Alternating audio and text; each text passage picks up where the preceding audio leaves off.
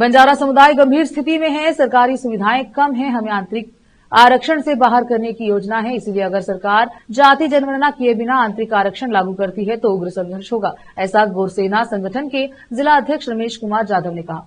सोमवार को शहर के जिला प्रेस कार्यालय में आयोजित एक संवाददाता सम्मेलन को संबोधित करते हुए उन्होंने कहा कि सरकार मवेशियों के बारे में पूर्ण आंकड़े रखती है, लेकिन हमारे बंजारा समुदाय पर कोई डेटा उपलब्ध नहीं है। यदि आप सूचना के अधिकार के तहत तहसीलदार से जानकारी मांगेंगे तो वह यह कहकर टाल मटोल कर जवाब देगा कि आपके टांडा की जनसंख्या के बारे में उसके पास सही जानकारी नहीं है। हम पहले से ही अदालत में हैं। हमने नागमोहन दास से अपील की है कि बंजारा समाज पर समुचित अध्ययन किया जाना चाहिए। कांतराज रिपोर्ट के अनुसार जाति जनगणना कराई जानी चाहिए तथा आंतरिक आरक्षण लागू किया जाना चाहिए।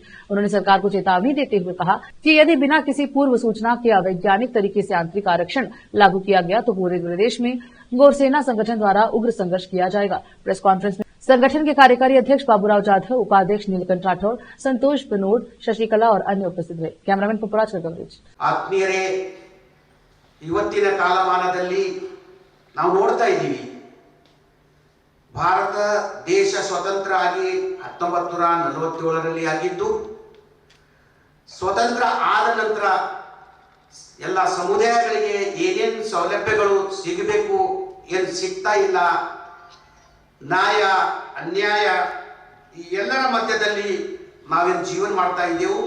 ಅದರಲ್ಲಿ ಬಹಳ ದುಃಖದ ಸ್ಥಿತಿಯಲ್ಲಿ ನಮ್ಮ ವಿಶೇಷವಾದಂಥ ಬಂಜಾರ ಸಮುದಾಯ ಇದೆ। ದೇಶ ಸ್ವಾತಂತ್ರ್ಯ 1947ರಲ್ಲಿ ಸಿಕ್ಕಿದ್ದು ಎಲ್ಲರಿಗೂ ಗೊತ್ತಿರತಕ್ಕಂಥ ವಿಷಯ। ಆದರೆ ವಿಶೇಷವಾಗಿ ನಮ್ಮ ಸಮಾಜಕ್ಕೆ ತಮ್ಮದೇ ಆದಂಥ ಹಕ್ಕು ಬಾಧ್ಯತೆ ಸಿಕ್ಕಿರೋದು 1952ರಲ್ಲಿ। ಅದು ಹೇಗೆ ಅಂತಂದ್ರೆ, ಈ ಭಾರತದ ಪುಣ್ಯಭೂಮಿಯಲ್ಲಿ ಜನ್ಮ ತಾಳಿರ್ತಕ್ಕಂಥ ಭಾರತ ರತ್ನ ಡಾಕ್ಟರ್ ಬಾಬಾ ಸಾಹೇಬ್ ಅಂಬೇಡ್ಕರ್ ಅವರು ನಮ್ಮ ಸಮಾಜಕ್ಕೆ ವಿಶೇಷವಾದಂಥ ಸೌಲಭ್ಯವನ್ನು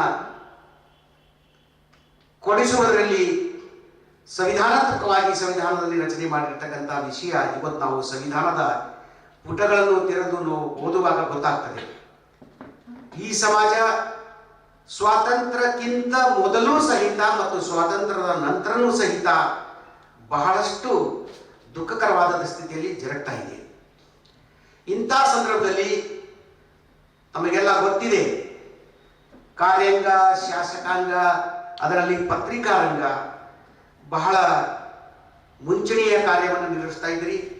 ಕತ್ತಲೆಯಲ್ಲಿ ಇರ್ತಕ್ಕಂಥವರನ್ನ ಬೆಳಕಿನ ಕಡೆಗೆ ದಾರಿ ತೋರಿಸ್ತಕ್ಕಂಥ ದಿಶೆಯಲ್ಲಿ ಪತ್ರಿಕಾರಂಗ ಇರ್ತದೆ।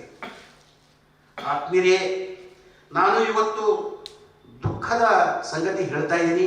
ನಮ್ಮ ತಾಂಡಗಳಲ್ಲಿ RTI ಗೋಸ್ಕರ ಲೆಟರ್ ಕೊಟ್ಟಿದ್ದೀವಿ ನಾವು। ಅದರ ನಮಗೆ ಹಿಂತಿರುಗಿ ಬಂದಿರುವಂಥ ಮಾಹಿತಿ ಏನಿದೆ ಅಂತ ಹೇಳಿದರೆ, ನಾವು ಯಾವುದೇ ತಾಂಡಗಳ ಮಾಹಿತಿ ಇಲ್ಲ, ತಾಲೂಕಿಂದ ಬಂದಿರುವ ಮಾಹಿತಿ, ಜಿಲ್ಲೆಯಿಂದ ಬಂದಿರುವ ಮಾಹಿತಿ, ಇದರಲ್ಲಿ ಈ ಡಿಸ್ಟಿಕಲ್ಲಿ ಯಾವುದೇ ತಾಂಡಗಳು ಇರುವುದಿಲ್ಲ ಅಂತ ಹೇಳ್ಬಿಟ್ಟು ಅಂಥದ್ದಿದ್ದ ಮೇಲೆ ಇನ್ಯಾಕೆ ಯಾವ ರೀತಿಯಲ್ಲಿ ಒಳ ಮೀಸಲಾತಿಯನ್ನು ಹೊರಡಿಸ್ತಿದ್ದಾರೆ? ಯಾಕೆ ನಮ್ಮ ತಾಂಡಗಳಲ್ಲಿ ಜನರಿಗೆ ಮಾಹಿತಿ ಇಲ್ವಾ? ಯಾವುದೇ ತರಹದ ಹಕ್ಕು ಅಧಿಕಾರ ಎಲ್ಲ ಅಂದರೆ ಬಾಬಾ ಸಾಹೇಬ್ ಅಂಬೇಡ್ಕರ್ ಅವರು ಕೊಟ್ಟಿರೋದು 101 ಜಾತಿಗಳಿಗೆ ಸಮಾನವಾದ ಹಕ್ಕು ಅಂತ ಹೇಳ್ಬಿಟ್ಟು, ಅದರಲ್ಲಿ ಯಾಕೆ ನಮ್ಮನ್ನ ಕಡೆ ಕಾಣಿಸ್ತಾ ಇದ್ದಾರೆ? ಯಾಕೆ ನಮ್ಮ ಸಮಾಜದವರು ಕಾಣಿಸ್ತಾ ಇಲ್ವಾ? ನಮ್ಮ ಸಮಾಜದವರು ಅಂತ ಹೇಳಿದ್ರೆ ಎಷ್ಟು ಕೀಳು ಭಾವನೆನಾ? ಯಾಕೆ ಬೇರೆಯವರಿಗೆ ಒಂದು ನ್ಯಾಯ, ನಮ್ಮ ಒಂದು ನ್ಯಾಯ ಅಂತ ಹೇಳ್ಬಿಟ್ಟಿದ್ಯಾ ಈ ದೇಶದಲ್ಲಿ? ಅದಕ್ಕೆ ನಾವು ಕೊಟ್ಟಿರುವ ಮಾಹಿತಿಯನ್ನು ನಮಗೆ ಸರಿಯಾದ ಹಕ್ಕಿನಲ್ಲಿ ಕೊಟ್ಟಿಲ್ಲ, ಅದಕ್ಕೆ ನಮ್ಮ ತಾಂಡಗಳಲ್ಲಿ ಸರ್ವೆ ಆಗಬೇಕು। ಇಲ್ಲ ಅಂತಿಲ್ಲ, ಇದರಲ್ಲಿ ಹಿಂಬರಂತ ಕಳಿಸ್ತಾರ ಅವರು। 2005ರ ಅಡಿಯಲ್ಲಿ ಏನ್ ಮಾಡಿದ್ವಿಲ್ಲ ಅದನ್ನೇ ಇದು ಇವಾಗಿದೆ ನಮ್ಮ ಹತ್ರ ಡೇಟಾ ಅಂತ ಹೇಳ್ತಾವ್ರೆ। ಅಂದ್ರೆ ನಮ್ಮ ಬಂಜಾರ ಸಮಾಜದ ಡೇಟಾ ಇಲ್ಲ ಅಂತಂದ್ರೆ ಅದು ಹೇಗೆ? ದನಕರುಗಳ ಡೇಟಾ ಇರುತ್ತೆ, ಆದ್ರೆ ಬಂಜಾರ ಸಮಾಜದ ಡೇಟಾ ಇಲ್ವಾ? ಈ ಕಾಲಕ್ಕೆ ಎಂತ ಇದು ಏನ್ರಿ ಇದು? ಅದಕ್ಕೆ ನಾವು ಹೇಳೋದೇನಂತಂದ್ರೆ, ನಮ್ಮ ಉದ್ದೇಶ, ನೀವು ಇವಾಗ ಒಳ ಮೀಸಲಾತಿಯನ್ನು ಜಾರಿ ಮಾಡ್ತಾ ಇದ್ರ, ನಮಗೇನು ಅಭ್ಯಂತರ ಇಲ್ಲ, ನೀವು ಒಳ ಮೀಸಲಾತಿ ಜಾರಿ ಮಾಡಿ। ಮೊಟ್ಟ ಮೊದಲು 2024-25ರಲ್ಲಿ ಈ ಎಷ್ಟು ಜನಗಣತಿ ಇದೆ ಜನಗಣತಿ ಮಾಡಬೇಕು, ಒಳ ಮೀಸಲಾತಿಯನ್ನು ಜಾರಿಗೆ ತರಬೇಕು, ನಮ್ಮ ಅಷ್ಟೇ ಉದ್ದೇಶ। ಇಲ್ಲವಾದರೆ 2011ರ ಜನಗಣತಿ ಪ್ರಕಾರ ಒಂದು ವೇಳೆ ಒಳ ಮೀಸಲಾತಿ ಜಾರಿಗೆ ಮಾಡಿದರೆ ರಾಷ್ಟ್ರೀಯ ಗೋರಸೇನಾ ಸಂಘಟನೆ ದೊಡ್ಡ ಸಂದರ್ಭದಲ್ಲಿ ಇದು ಹೋರಾಟ ನಡೆಸುತ್ತದೆ, ಉಗ್ರ ಹೋರಾಟ ಮಾಡಬೇಕಾಗಿತ್ತು ಅಂತ ಹೇಳಿ ನಾವು ನಮ್ಮ 4 ಮಾತು ಮುಗಿಸ್ತೀವಿ. ನಾವು ಈ ಸಂದರ್ಭದಲ್ಲಿ ನಮ್ಮ ಸಮಾಜಕ್ಕೆ ಬಹಳ ದೊಡ್ಡ ಅನ್ಯಾಯ ಆಗಿದೆ ಅಂತ ಹೇಳಿ ನಾವು ಹೇಳ್ತಕ್ಕಂಥ ಮಾತನ್ನು ಹೇಳಕ್ ಇಷ್ಟಪಡ್ತೀವಿ. ಯಾಕೆ ಅಂದ್ರೆ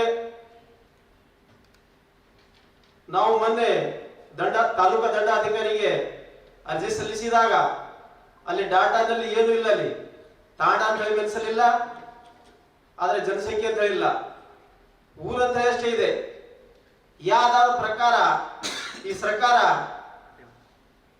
ಮೀಸಲಾತಿಯನ್ನು ವರ್ಗೀಕರಣ ಮಾಡ್ತಾರೆ ಅಂತ ಹೇಳಿ ನಾವು ಕೇಳ್ತಾ ಇದ್ದೀವಿ. ಯಾಕಂದ್ರೆ ಕುರಿಗಾಗ್ಲಿ ದನ ಎಮ್ಮಿಗಾಗ್ಲಿ ಎಲ್ಲರಿಗೆ ಆಧಾರ್ ಕಾರ್ಡ್